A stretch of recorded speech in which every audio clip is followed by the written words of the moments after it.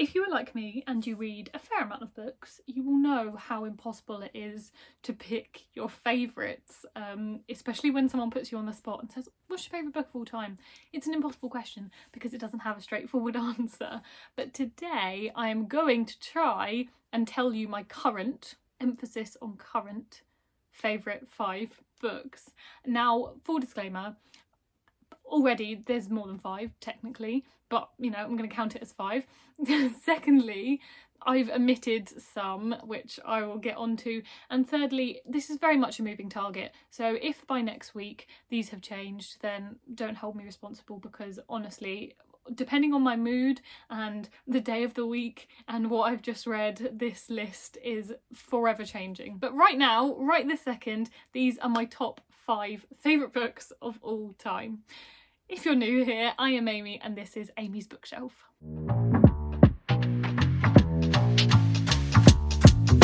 Right, we're starting off with an oldie but a goldie, and that is Where Rainbows End by Cecilia Ahern. I've actually embroidered my cover of this, so please take a moment to appreciate how pretty that is. Anyway, this was a book I read when I was probably 16. It's a romance and I love romance. Romance is probably ultimately the genre that really catapulted my reading journey, because I just love getting lost in a good romance. It's fantastic escapism. I think it really epitomises what reading should be, and Where Rainbows End is a really cool romance. The format of the book is a little bit different. It's not told in prose, it is told in a series of communications by the 2 main characters, Rosie and Alex. So that communication takes the forms of emails and text messages and letters, and the whole story is told from both of their points of views, communicating with each other like that. If you don't know the story of Where Rainbows End, it's also a film called Love, Rosie. And it is about Alex and Rosie, who are childhood friends and almost get together when they're teenagers, and the story follows them from their teenage years throughout their adulthood, and basically how they keep missing each other. They keep almost getting together, they keep almost realising that they are perfect for each other, but then for whatever reason missing it and moving on to something else. And in that sense, it is a pretty excruciating novel, because the whole time you just want to scream at them to finally end up with each other. But I loved it. I think the romance is perfect. I think it's a really great exploration of how relationships in real life are very imperfect, and how often you can find the right person but it is just the wrong time for whatever reason that might be, whether it's you, whether it's them, the situation, whatever. And I really loved that. It's a cheesy romance, it's a lovable romance, but it's actually quite a realistic romance as well, so I'd really recommend it if you're looking for something to get you to fall in love with reading, to get you to fall in love with romance. If you're looking for something a little bit different, because the way that it's told isn't like standard prose, so I'd recommend it for that as well. Overall, I just really love it. And yeah, I read it over 10 years ago and it's still my favourite, so I think that's a testament to what a great book it is. Next up is a translated read. This is The Ardent Swarm by Yaman Manai, and this is translated from French, and it is set in a fictional village in North Africa. So the story follows a beekeeper called Sidi who lives in this fictional village called Nawa, and one day he wakes up to find that his beehive has been swarmed by hornets and his bees have been eradicated and killed. So this sparks a journey for Sidi to leave the village and basically find out where these hornets came from and how they ended up killing his bees. Now, this book is not about bees. I mean, it is about bees, but it's not about bees. So the bee analogy is very much a reflection of the wider story of the journey that Sidi goes on and what he finds once he leaves his village. So Nawa is this very like isolated village. It doesn't have electricity or running water, and they are very much sort of isolated from the rest of the world. They're not really affected by events that go on in the rest of the world. But when Sidi leaves Nawa, he realises the corruption and the injustice that's going on outside of Nawa and in the world, basically. So the hornet attack on the bees very much parallels the radicalisation that he witnesses once he leaves Nawa, and you can kind of see these bees as a reflection of the innocent people and the innocent lives that get caught up in this radicalisation, often like vulnerable people who get targeted by these groups in order to radicalise them, and they're like evil that comes out of that. So it's very much a story of like good and evil, and it it does have quite a lot of suffering, quite a lot of injustice and quite a lot of pain in it, but it also does have quite a lot of hope, and I think ultimately it's a really beautiful book. I loved this allegory. I love books that are about animals in any capacity, and the relationship between Siddy and his bees is really beautiful. So for that alone I really loved it, but also the way that it parallels this wider story, this like political landscape and everything that Siddy witnesses. I think it's just a brilliant book, and the fact it's a translation as well. I love bigging up translations, so I'm really happy that this is in my top 5 at the moment.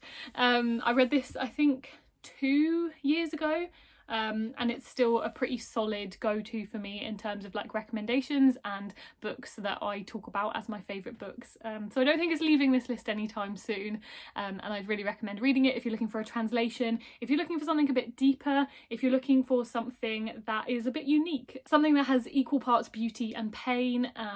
Yeah, I really loved it. By the way, I should say these aren't in an order, because not only is it impossible to pick the top 5 to begin with, I then could not fathom having to rank them in that 5. So these are just 5. There is no order. It's just 5. Okay, next is We Are Okay by Nina LaCour. So this is actually a very recent read for me. I read this, I want to say, like September last year. So it's been about a year since I've read it. And Nina LaCour is an author that I really love. I've read 2 of her books. Hopefully I'm going to read a 3rd one soon. And this is such a quietly impactful novel. It stayed with me for a long time after I finished reading it. So the main character of We Are Okay is called Marin, and she runs away from home after experiencing this horrendous grief that absolutely implodes her emotional stability and ultimately leads her to running away from home. She ends up staying at the like campus, the halls. I don't know what it is in America, but the like halls of residence at the university. She stays there over winter break in order to escape everybody, her hometown. She doesn't kind of want to have to deal with any of it. Now enter Mabel. Mabel is her best friend from, I think, school, potentially childhood, I can't remember, but her best friend from home, and Mabel basically comes to sort of save Marin and convince her that the world isn't as awful as she believes it to be. So there's quite a few different levels to this book. I think the first level is the grief, and it's done in a really interesting way because it's told in flashbacks. So I don't think it's easy at first to get a grasp on Marin's grief and understand her grief, but I think throughout the novel Nina LaCour sort of drip feeds us the story so that eventually we understand the whole picture. So it has this really beautiful and painful exploration of Marin's grief, and also trying to make us understand her behaviour and why she did what she did. And then the second part to it is Mabel and Marin's relationship, and I think that is really beautiful as well because they're teenagers, they're at university, so they must be like 18, 19. And I really loved it because often they didn't really know what to say to each other. Like when Mabel arrives and she wants to help Marin, she doesn't really know what to say. She doesn't know how to fix the situation. And I think that's so painfully relatable, that often we want to help people, we want to help our friends and we want to fix it, but it's not as simple as fixing it. It's not like an easy cure to be able to make everything better, and I think that's so painfully true in their relationship and also what develops from their relationship. This isn't a romance, but it definitely has like a lot of love in it, both platonic and romantic love, but like just so much love at its core that also makes it such a beautiful book. And by the end you will be sobbing. The last scene is amazing. It's perfection. I loved it so much, and I recently bought Nina LaCour's new adult novel, Yerba Buena, and I'm really excited to read that, so I hope I do enjoy it.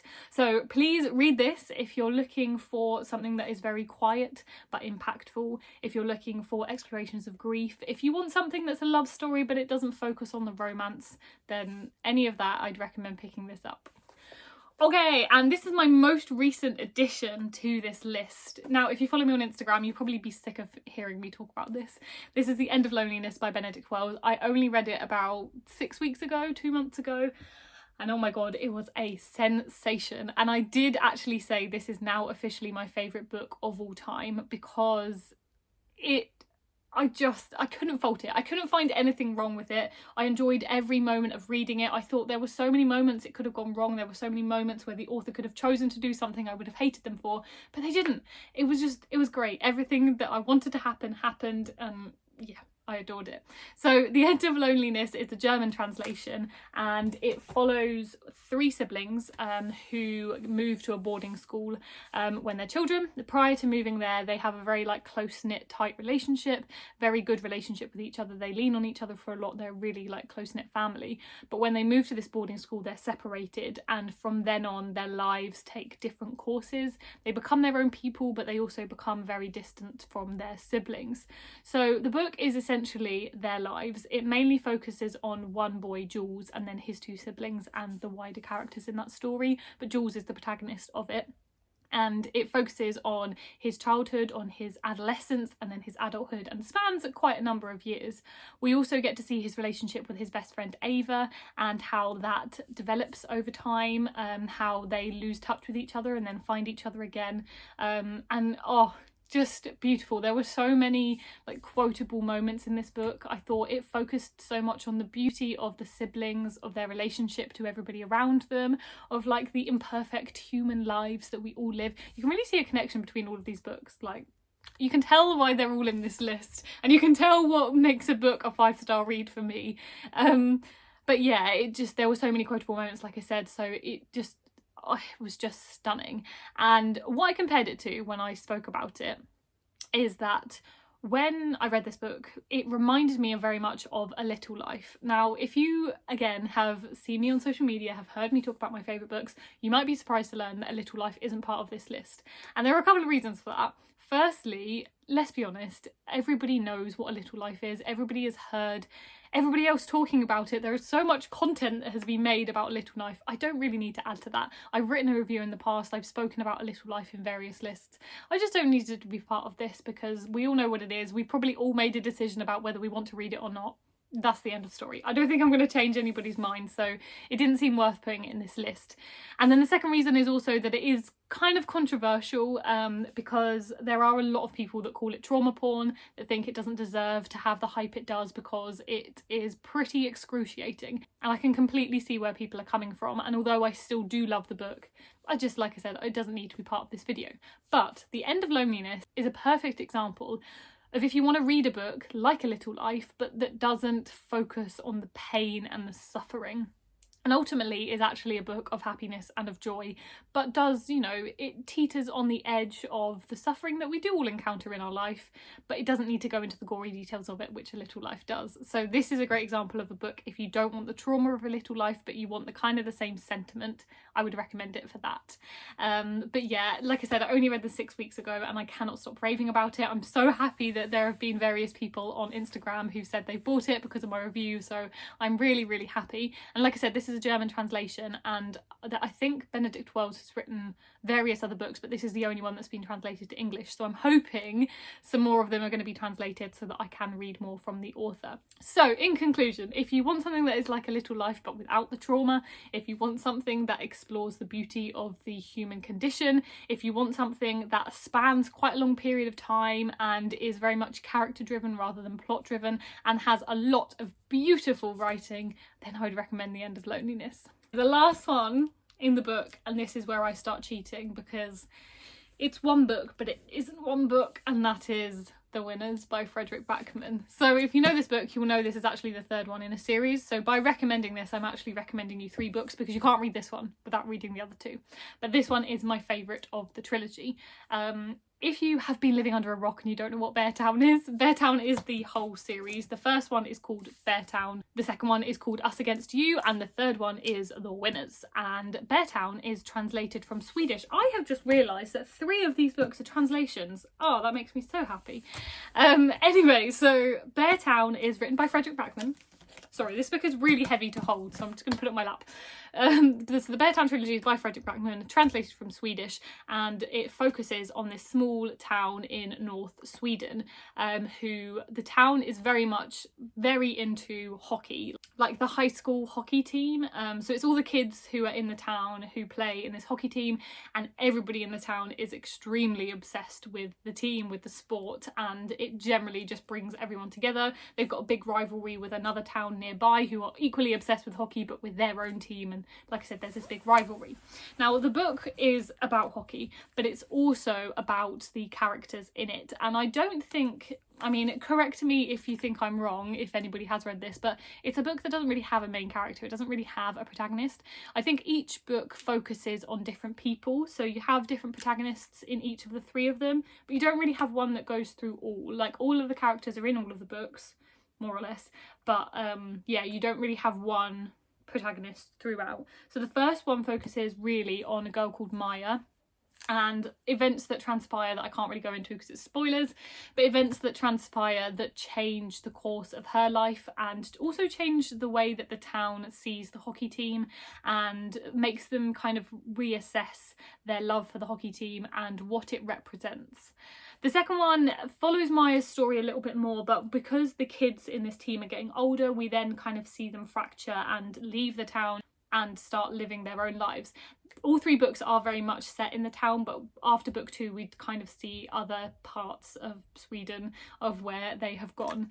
And the second one, yeah, focuses again on Maya, but also starts to focus on some of the other characters and their relationships with each other. It mainly focuses on like the teenagers, but actually there's also like some parents that are in it.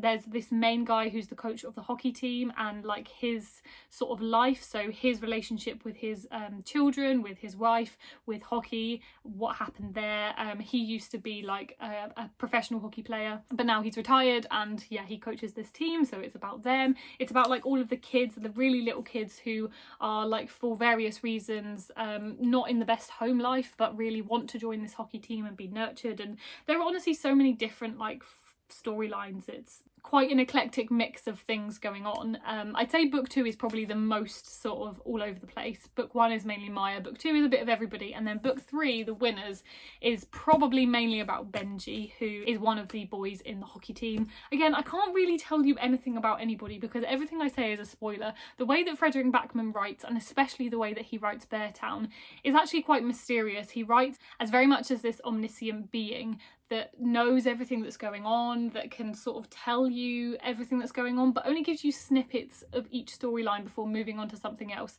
And the way that it kind of comes together is messy, but in a very structured way. And I realise this might not make any sense. If you read the books, you would know what I mean. But his plot isn't, you know, this happens, then this happens, then that happens. It feels a bit more whimsical, a bit more like you have to work it out, you know, you have to take and interpret what you want from it, and that kind of is where the beauty of it is. Similarly to The End of Loneliness, Fredrik Backman for me is an incredibly quotable writer. There's so much beauty in his writing and the way he talks about the characters and everything that goes on, and I think Winners is really the biggest example of that, because I think by the time we get to The Winners, he knows how much we love these characters, he knows how much we love this town, and I think he just really lets loose on the writing, and the result is, yeah, stunning. I loved it. Yeah, so like I said, I can't really tell you much about the plots of any of the books because everything is a spoiler, but it's about this town in Sweden and it's about everybody that lives there, and I couldn't recommend it more. So I would recommend these books. If you're looking for a series, if you want a series that you're going to get hooked on, that you want to read, then these are 3 brilliant books. If you want something that's translated, if you want something that's character driven but also with a good plot that's got a lot of characters in it, I'd recommend the Beartown series. Okay, that is everything.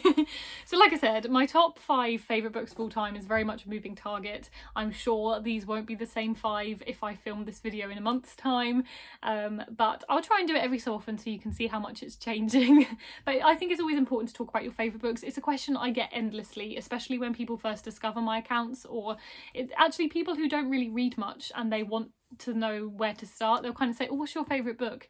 And I don't always think that's a good place to start, but it is, you know, a good place to start a conversation, even if it's a hard thing to define, because if you ever ask me that question, I will not give you one answer. I can guarantee that. But yeah, I hope you've enjoyed this video. If you have, please like it, and please subscribe to my channel for more so you can see when I change my top 5 read next.